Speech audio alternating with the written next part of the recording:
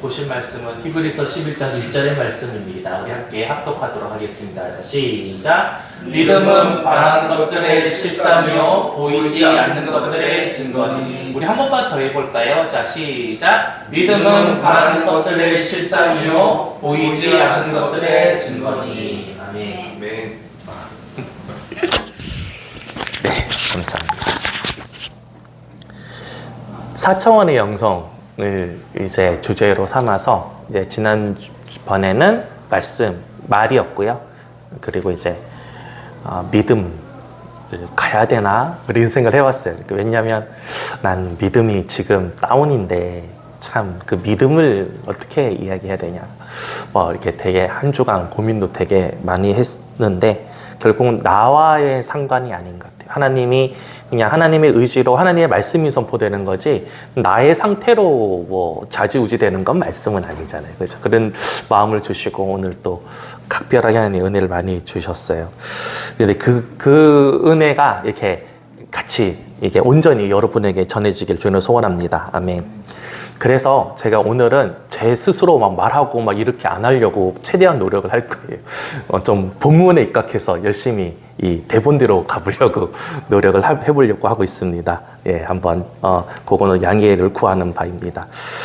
자, 사랑하는 성도 여러분, 오늘 우리는 정말 오늘 강력한 성령의 임재가 이 안에 있을 줄 믿습니다. 아멘. 우리는 왜냐하면 믿음의 권속들이기 때문입니다. 하나님의 권속들이기 때문입니다. 하나님은 작정을 하셨어요. 오늘 우리를 이곳에 모아주시고 이 한빛교회의 목적을, 하나님의 목적을 이루기 위해서 각자 여러분들에게 말씀으로 또 믿음으로 오늘 임하실 것입니다. 성령의 감동과 감화 능력으로 임할 줄 믿습니다.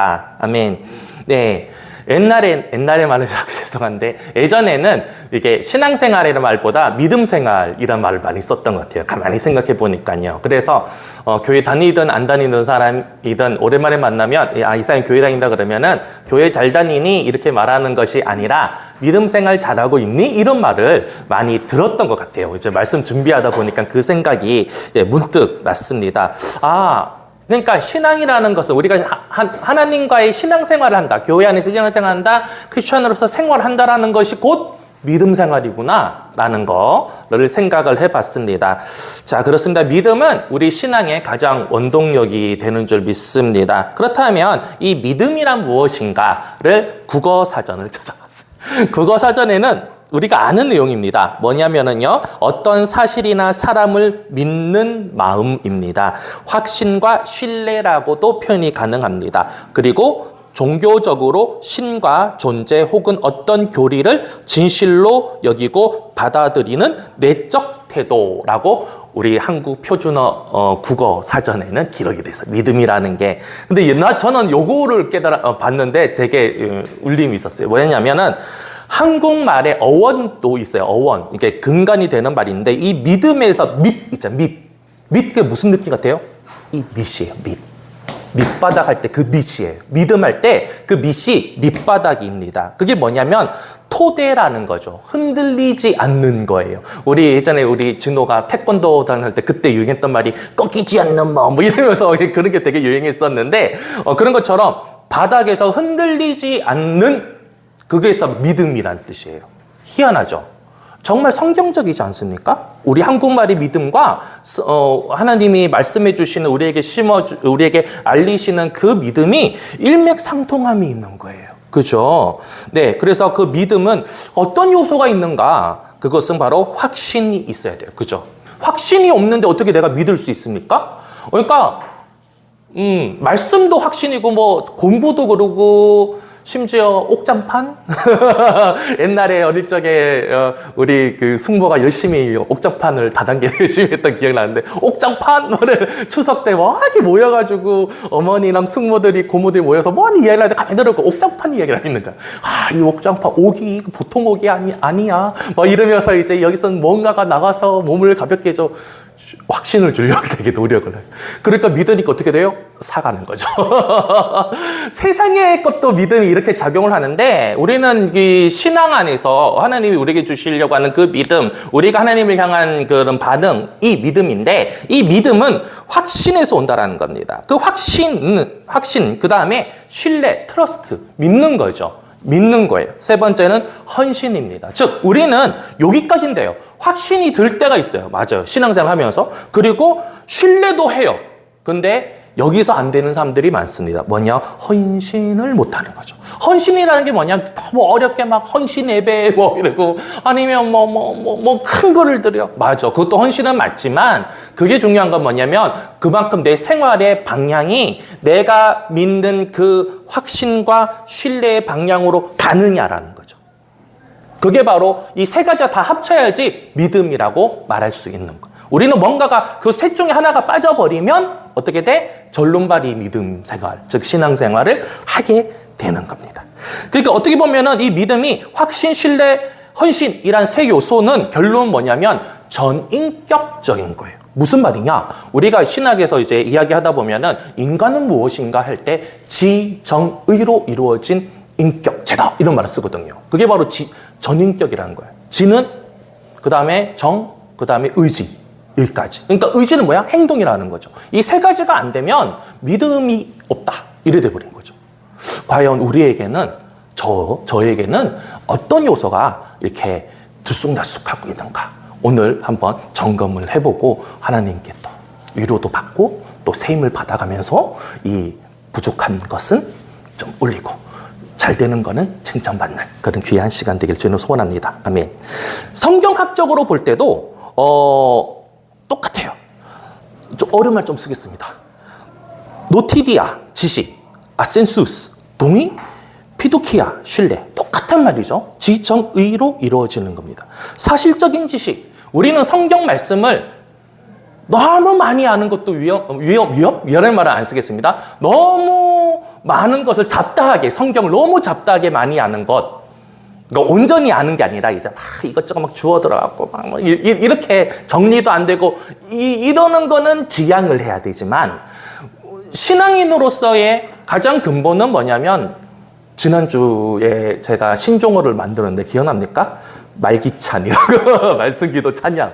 이게 이 기본이 돼야 되는 거죠. 기본이 돼. 그래서 말씀의 지식이 우리는 온전히 서야 되는 줄 믿습니다. 날마다 우리가 성경을 읽는 이유는 성령 하나님이 우리 말씀을 통하여서 조명하시면서 우리에게 지적인 부분, 물론 그것만 하지는 않으시지만 지정의적인 부분을 건드리시잖아요. 지적인 작업을 자꾸 해주셔야 되는 거예요. 네, 그렇습니다. 그 다음에 마음으로서의 동의, 그리고 자신을 맡기는 것. 이거 지금 우리가 그냥 흔하게 생각했던 그 믿음이라는 것도 사전적인 의미도 결국 성경에서의 말하는 원리와 같다라는 겁니다. 요한복음 3장 16절에서 하나님이 세상을 이처럼 사랑하사 독생자를 주셨으니 이는 그를 믿는 자마다. 여기서 믿는이라는 말이 즉 믿는다는 뜻이잖아요. 근데 이것이 바로 뭐냐면은 파투키아에서 오는 피스티온, 즉 믿는다는 행위입니다. 그런데 이것이 저에게 뭔가 이제 같이 이제 은혜 나누고 싶은 게 뭐냐면 현재 분사입니다. 현재 진행형이라고요. 즉 한 번 믿었다고 되는 게 아니라는 겁니다. 계속 믿고 있어야 되는 거예요.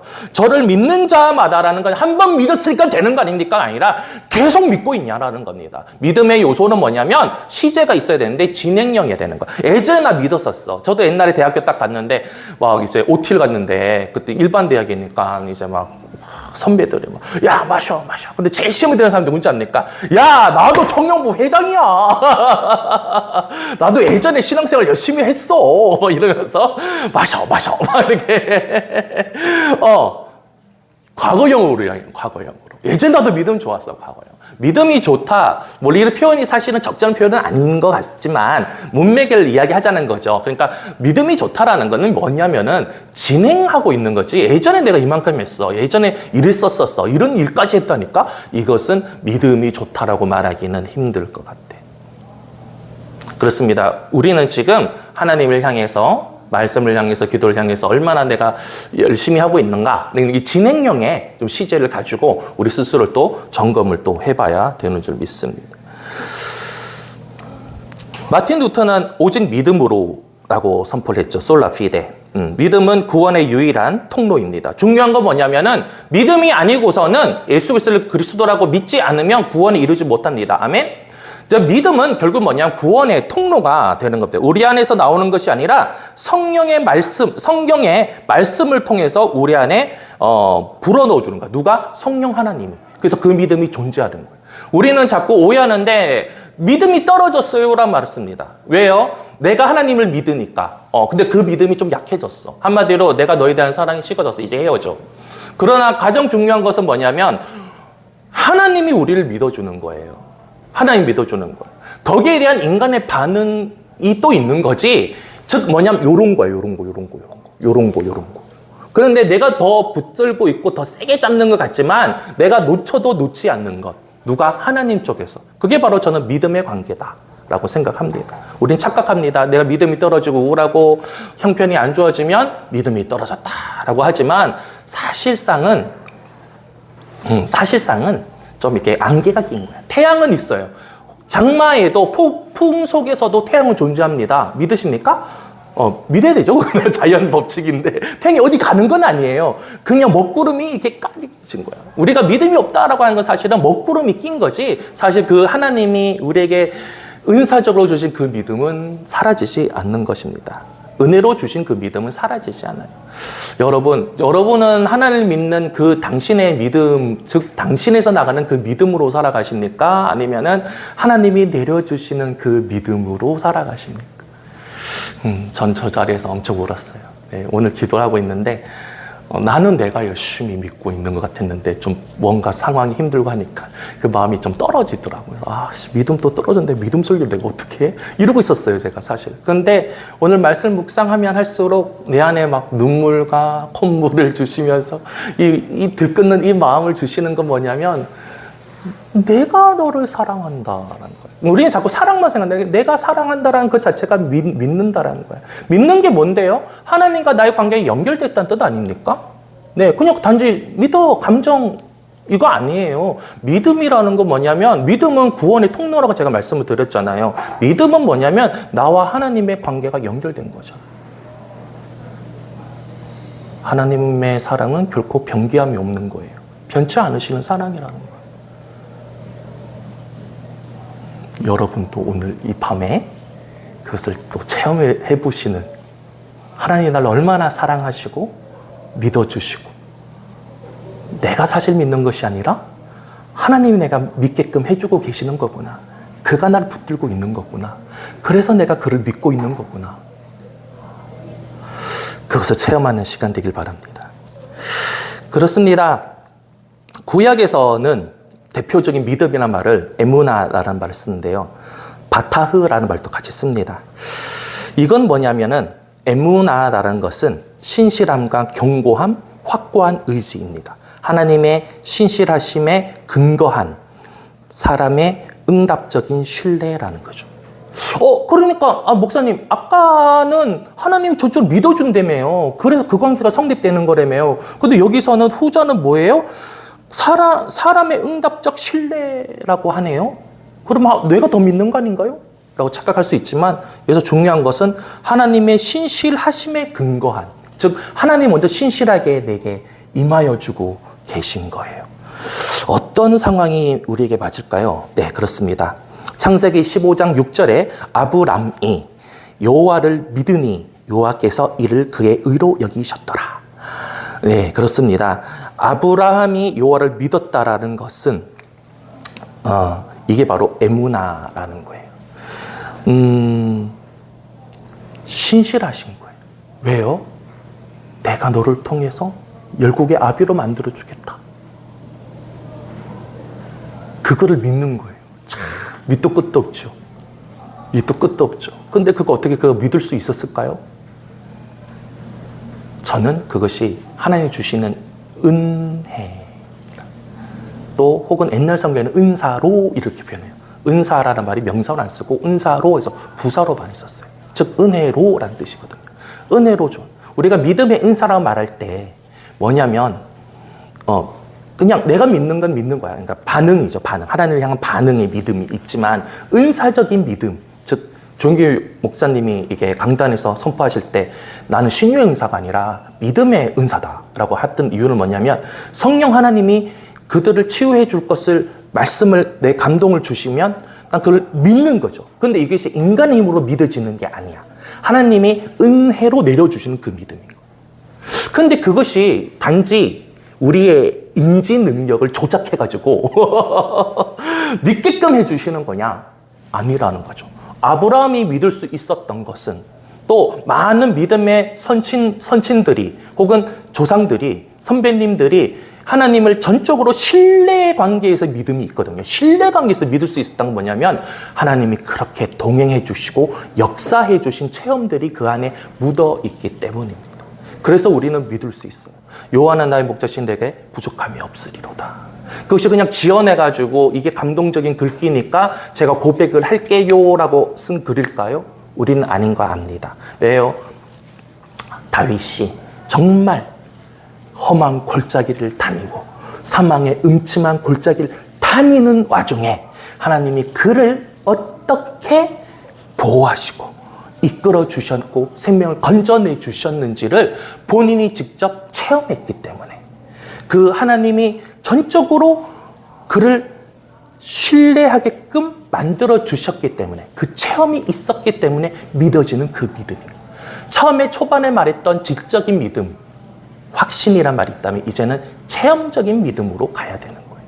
그래서 저는 좀 많이 스스로에게 강조를 많이 해요. 남들에게 너무 강조하면 또 이게 부대낄까봐 상대방이 자, 한번 기도해봐라. 이것도 한번 기도해봐라. 저것도 한번 기도해보자.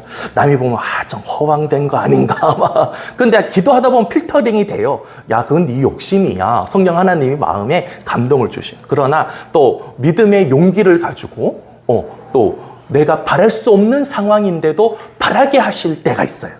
그럴 때 저는 좀 속된 말씀입니다. 미친다라는 미친다라는 게 뭐냐면 크레이지라는 뜻도 있지만 사실 못 미치는 거죠. 하나님의 그 믿음과 나의 믿음이 못 미치는 거예요. 못 미치는 거야. 이건 수량하기는 너무 그러니까 수치적으로 말하기는 좀 너무 뭐하지만 상황적으로는 그런 게 있지 않습니까?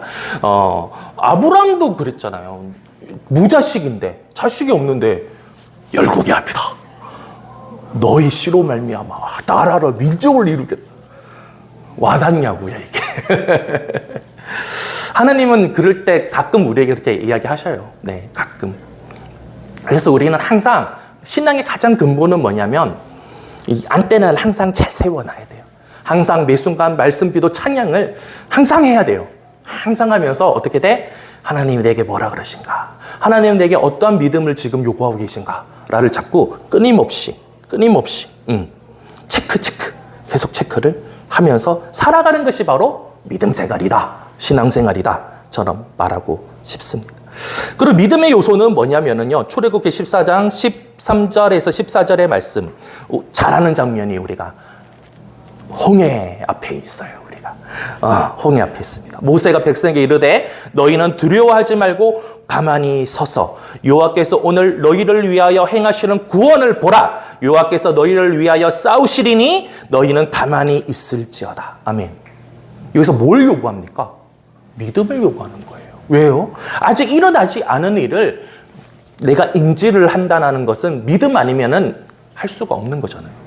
내가 지금 일어난 일이나 과거에 일어난 일에 대해서는 내가 봤기 때문에 인지했기 때문에 믿을 수는 있어. 그러나 우리 신앙생활에서 그 믿음은 뭐냐면 아직 일어나지 않은 것도 믿어야 돼요. 어떤 자세로 오냐면은 두려워하지 말고 가만히 서서, 즉 평안한 상태입니다. 믿음은 우리는 자주 반석이란 말을 많이 쓰지 않습니까? 왜요? 반석은 짱돌하고 달라요. 폭풍 속에서도 흔들리잖아요. 홍수가 내몰아쳐도 흔들리지 않아요. 안 뽑혀나가요. 짱돌은 날아가요. 흔적도 없이 사라집니다. 그러나 반석은 그대로 있죠. 바로 그거예요. 믿음이 바로 반석이라는 겁니다. 하나님은 우리에게 반석과 같이 흔들리지 말라고 합니다. 마치 제자들이 풍랑을 만났을 때 얼마나 많이 흔들렸습니까? 그러나 예수님은 그 배 밑에서 흔들리지 않으셨어요. 몸소 반석이 되어 주셨습니다. 이것은 어디서 오느냐? 바타흐, 즉 전적인 의탁의 믿음. 전적으로 믿어라라는 거예요. 믿음의 요소는 전적으로 믿는 거예요. 확신, 신뢰 이렇게 표현하지만 좀 더 세게 말하면 전적으로 믿는 거예요. 마치 물에 뜨는 것처럼. 물에 뜨는데 전 잘 못 뜹니다. 근데 뜨는 거를 이렇게 읽다 보면은 글로 배웠는데 어떻게 돼? 전적으로 믿으셔야 됩니다. 그래야지 뜨죠. 힘을 주는 순간 어떻게 머리가 가라앉든지 다리가 내려가든지 그런 것 같습니다. 네, 아직은 저는 못 뜹니다. 자, 그 다음에 에무나라고 구약의 단어가 있는데 이것은 하나님의 신실함에 반응하는 사람의 응답적인 신뢰. 아까 말했죠. 하나님의 신실함과 하는 사람의 응답. 이게 바로 대표적인 게 방금 말했지만 시편 23편의 장면이 되는 것입니다. 하나만 더 이제 알고 세 가지만 더 이야기하고 이제 우리 기도하겠는데요. 신약에서 믿음은 피스티스라는 게 있어요. 뭐냐면 이것도 똑같아요.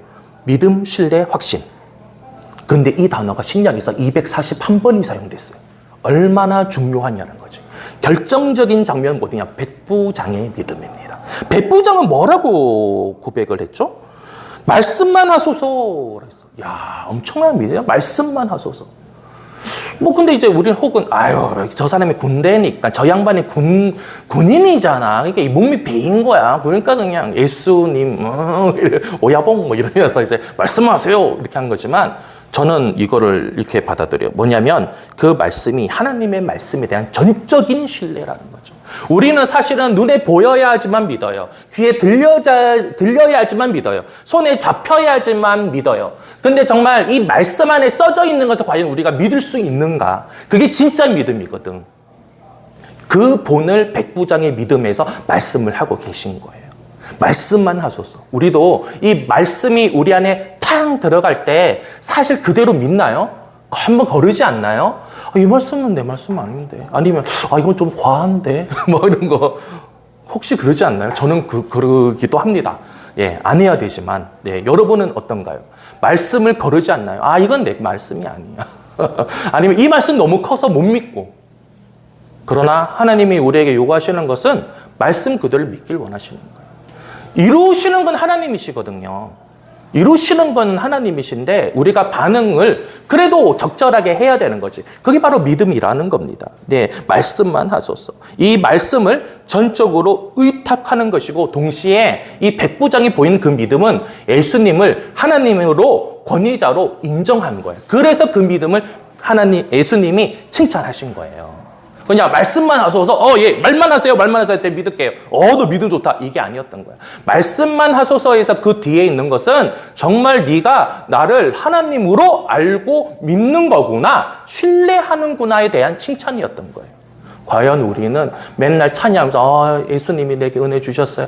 이 말씀 내게 감동이에요. 이 말씀이 언젠간 이루어질 거예요. 하고 하나님과의 신뢰를, 그 말씀에 대한 신뢰를 뒤로 미루고 있는 건 아니냐.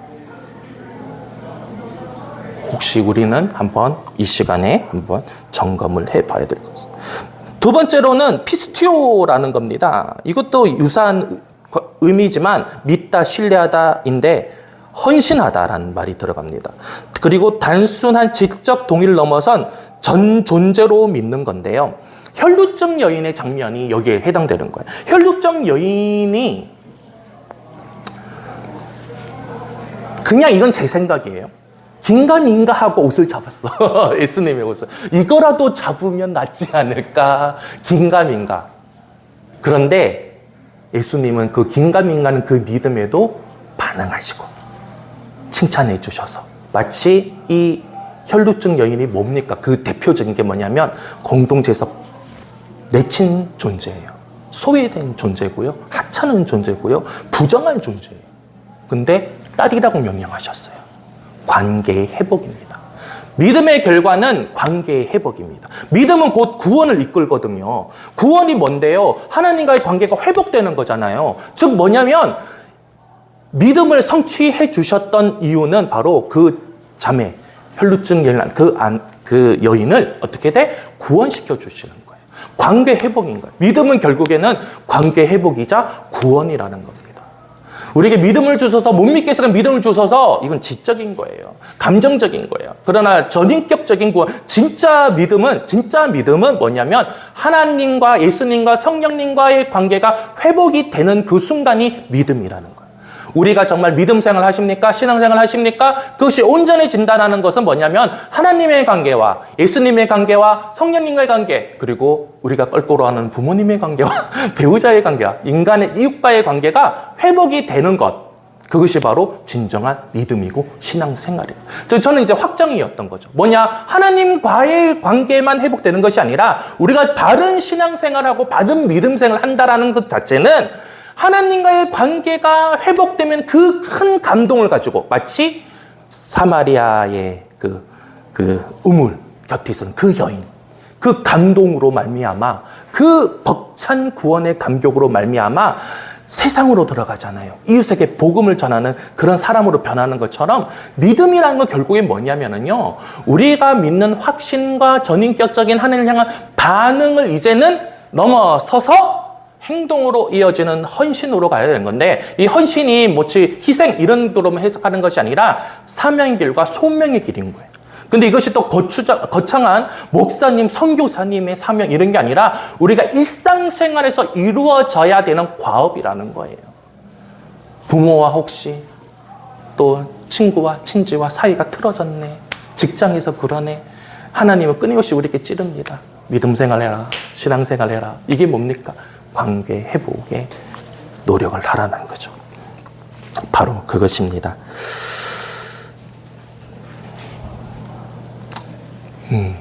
그래요. 믿음, 믿는 것, 아는 것, 마음이 동하는 것, 하나님의 헌신하는 것, 이젠 더 나아가서 세상을 향해서 손을 뻗고 발로 뛰는 것, 이것이 바로 총체적인 믿음이고 믿음 생활한다, 신앙생활 한다라는 것이